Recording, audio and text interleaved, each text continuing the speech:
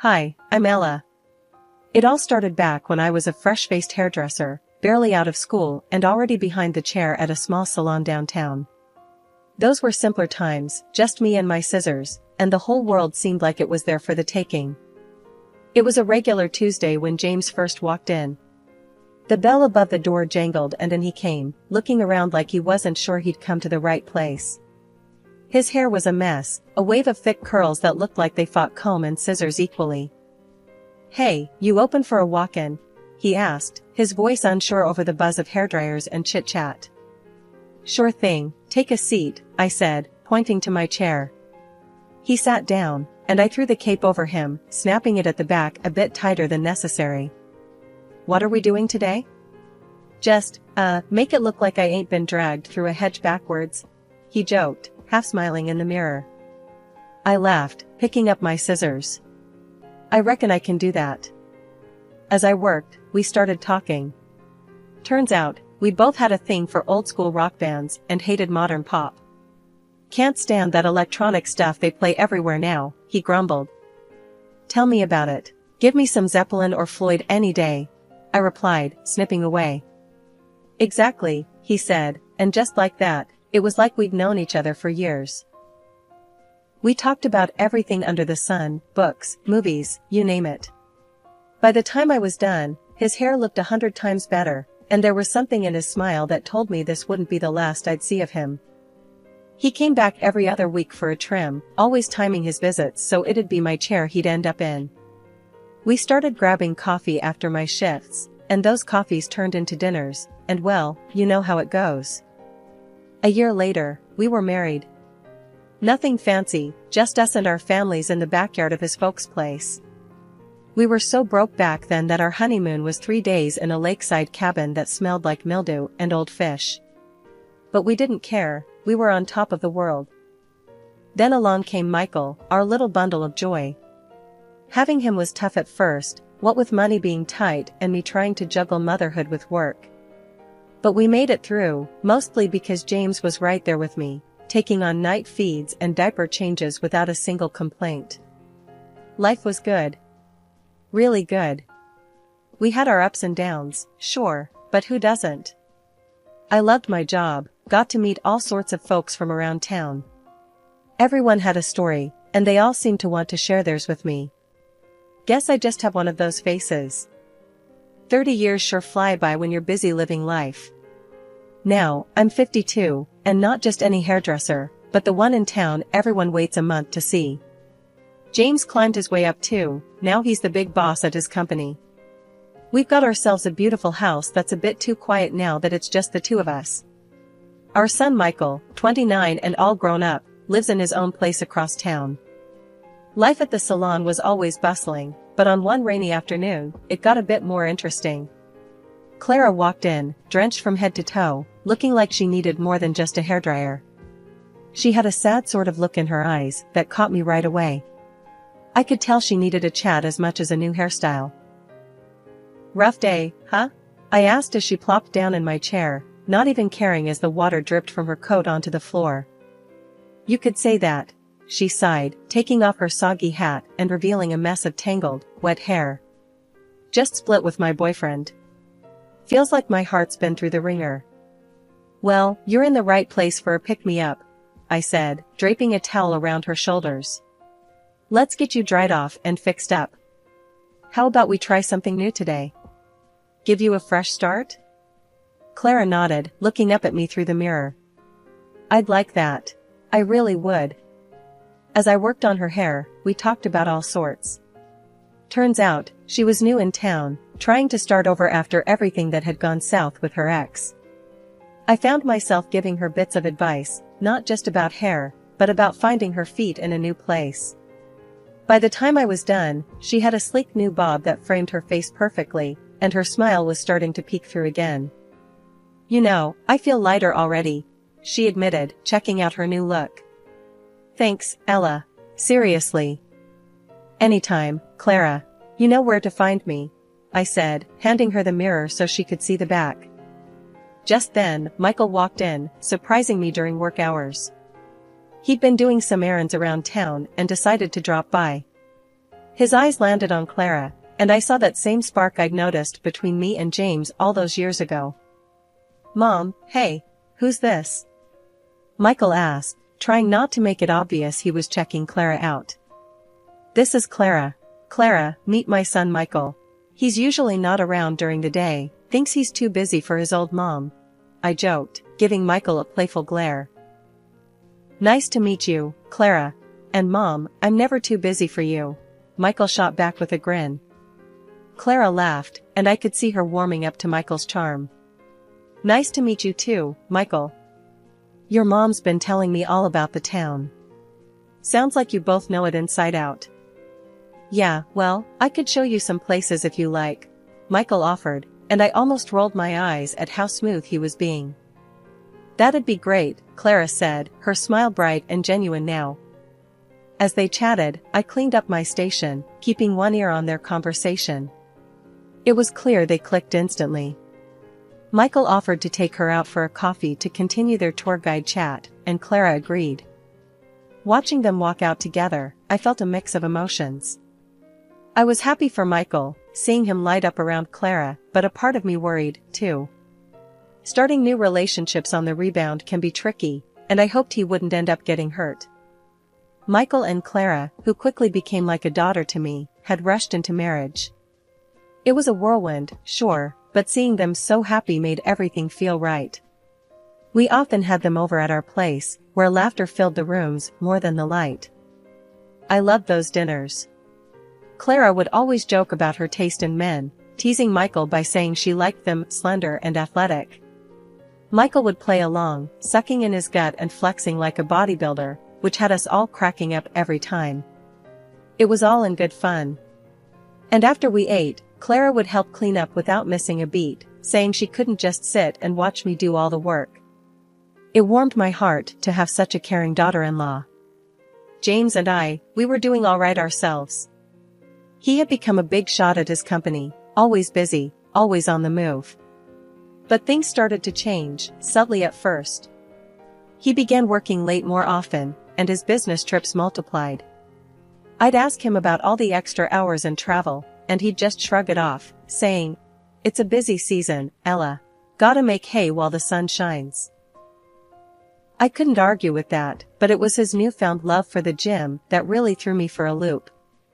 One morning, I found him digging out workout clothes from the back of our closet. "What's all this about?"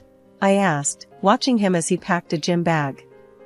"Got to keep up with the young guys at work," he chuckled, zipping the bag shut. "Can't let them think I'm getting old." "That so?" I teased, leaning against the doorframe. "Well, look at you, Mr. Fitness." He flashed me a grin. "Who knows, maybe I'll get abs like Michael." I laughed, because the thought of James, who usually avoided physical exertion like it was the plague, suddenly turning into a gym buff, was too bizarre. But, I have to admit, part of me was glad.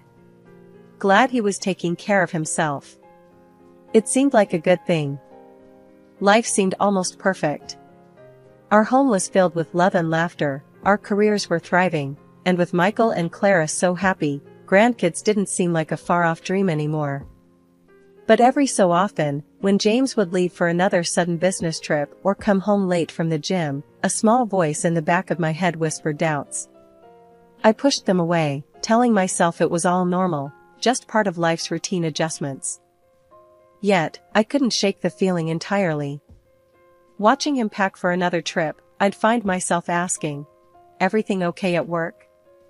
"Same as ever, just the grind," James would answer, and though his words were reassuring, his eyes didn't quite meet mine like they used to. I started watching the clock, noting when he left and when he got back. The intervals were stretching longer, the explanations shorter. "Just ran into some traffic," or "had to help a colleague out," became common refrains. One night, lying in bed waiting for him to come home, I realized that no matter how perfect things seemed, there was a crack somewhere. I just hoped it was my imagination running wild, a silly phase that would pass. Because the alternative, the possibility that something serious was amiss, was something I wasn't ready to face. Not yet. It was a regular Thursday at the salon when Marie, a client I've known for years, came in bubbling with excitement about her recent vacation. As she settled into the chair, she started showing me videos they'd taken. "We caught so much of the trip, Ella, look at this one," she beamed, scrolling through her phone. As she held up the screen, a video of a bustling restaurant played. I watched, half listening as Marie narrated their dining experience, but my attention snapped fully when the camera unintentionally captured a couple at the next table in a deep kiss. My heart sank, my breath caught in my throat. It was James and Clara, Michael's wife, tangled up in each other, completely lost in the moment. "Can you send that to me?" I managed to choke out, my voice barely above a whisper. Marie, puzzled by my sudden interest, nodded slowly and forwarded the video to me. "Sure, but are you all right, Ella? You look pale."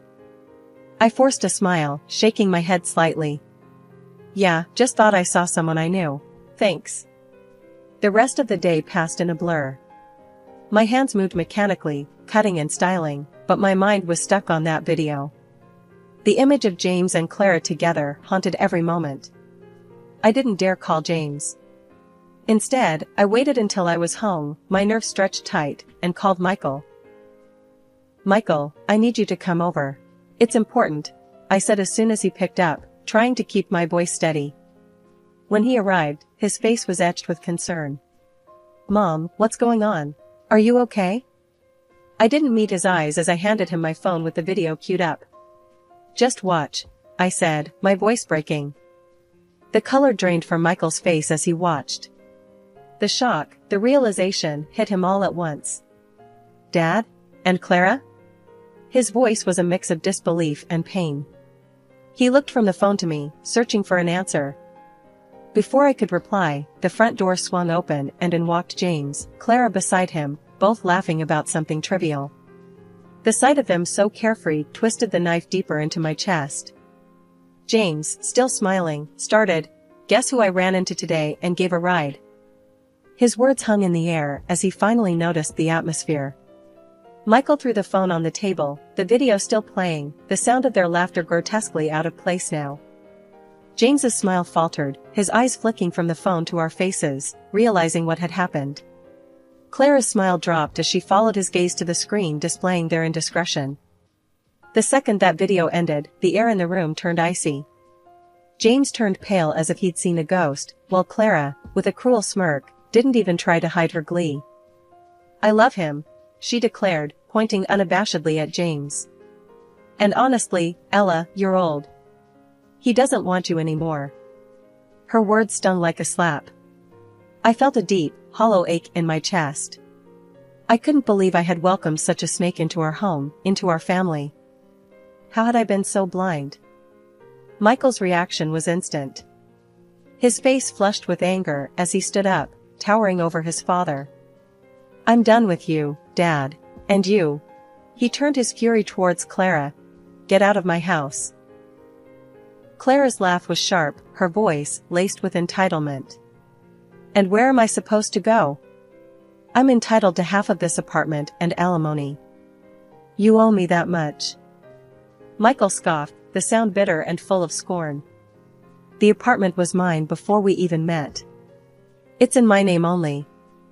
And as for alimony," he sneered, "your cheating has taken care of that. You get nothing." While Clara fumbled for a response, James stepped in, his voice cold and calculated.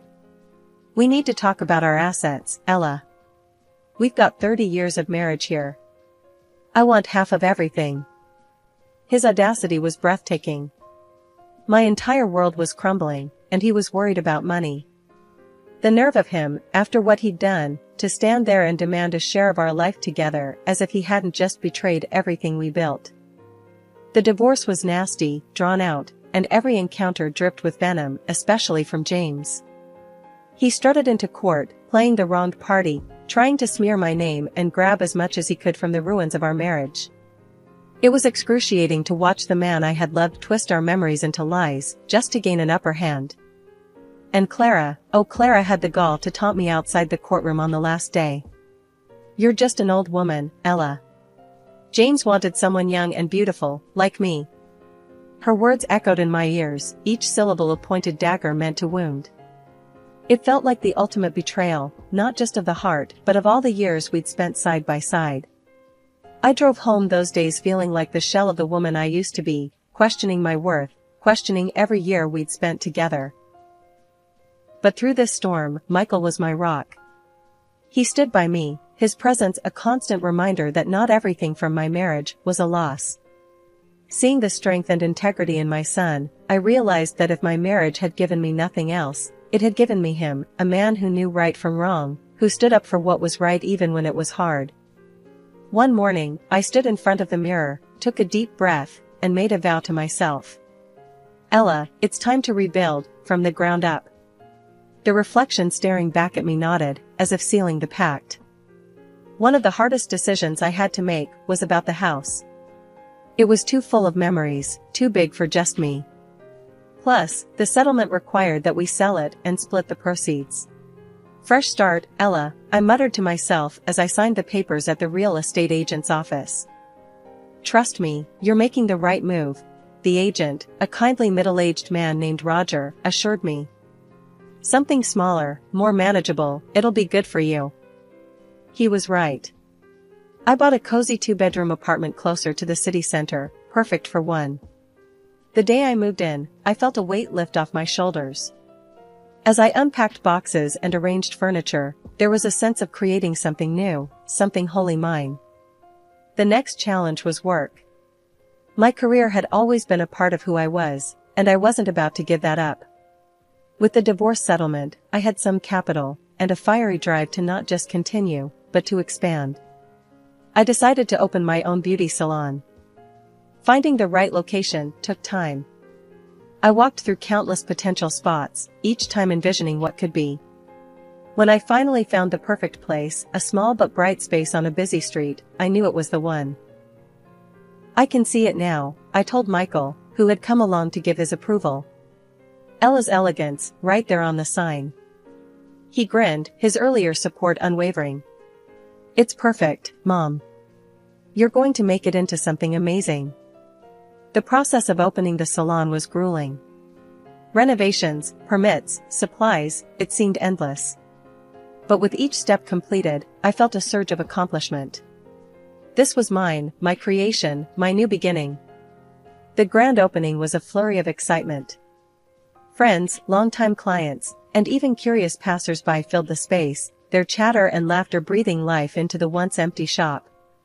3 years have passed since the divorce, and looking back, I barely recognize the woman I was when this all started.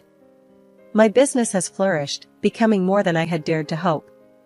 The community's support has been overwhelming, and in return, I've done my best to give back, to create a space that's welcoming and warm. Michael got married again 2 years after the divorce. He met Lisa at a community event, and they hit it off right away. They've since had twins, a boy and a girl. Seeing him so happy, so fulfilled, it's given me a new kind of joy I didn't know I was missing.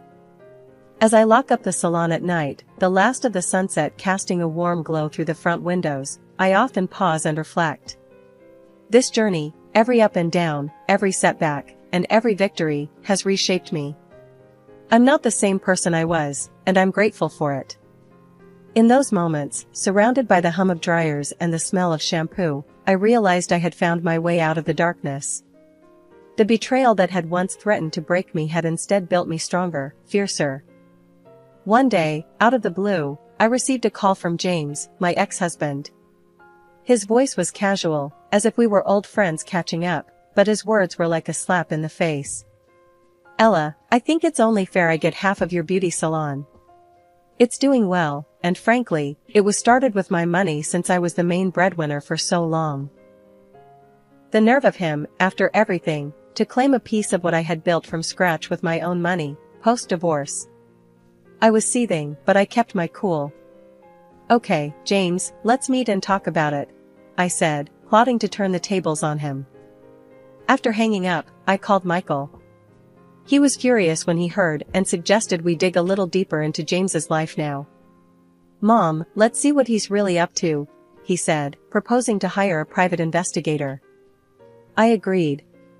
It was time to uncover whatever James and that woman he left us for were hiding. We chose to meet in a crowded cafe downtown. I arrived early, spotted them from a distance, James, looking older but trying hard to appear youthful, beside his much younger wife, Clara, who was visibly pregnant. Sitting down, I braced myself for a tiresome charade. James wasted no time. "Ella, thanks for coming. You know, with the baby on the way, Clara wants to start her own salon. We think a share of your business would be a good start for our family's future." Clara looked at me, smirking smugly as if she had already won this battle. I forced a smile, listening to James ramble about the bright future he envisioned for his new family, all the while thinking how deluded he was. Finally, when he paused for breath, I saw my moment. "James, you're living in a fantasy. This business you want so badly? It was built entirely without your money or influence. And as for this child you're so excited about..." I paused, my smile fading as I pulled out a series of photos and slid them across the table to him. It was like watching a train wreck in slow motion. James and Clara leaned in to look at the photos, clear shots of Clara with another man, not just in casual settings but leaving a hotel together. "And there's more," I continued, my voice steady, despite the chaos I was unleashing. "James, remember when you had chicken pox so bad at 38? The doctor said it left you infertile. I didn't have the heart to tell you before, thinking it would crush you." The color drained from James's face. Clara's eyes widened in horror as she turned to him, her hands trembling. "You're lying," Clara shrieked, her voice breaking. James just sat there, stunned, as reality crashed down around him. He turned to Clara, anger contorting his features. "Is this true? Are you cheating on me?" The cafe around us had gone silent, all eyes glued to our table.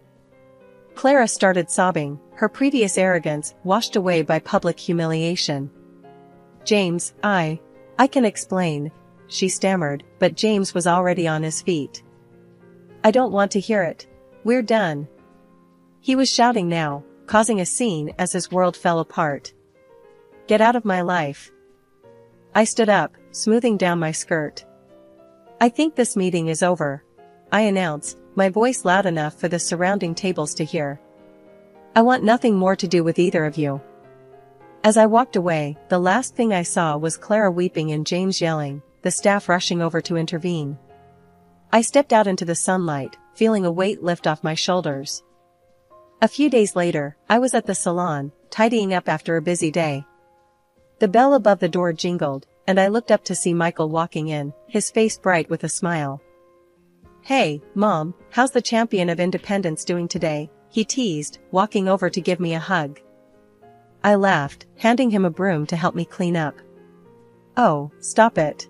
But I won't lie, it feels good. Really good." "That's what I like to hear," Michael replied, starting to sweep. "So, what's next for you?" I paused, leaning on my broom. "Well, I've been thinking about that a lot. I want to do more than just run the salon. I want to give back somehow."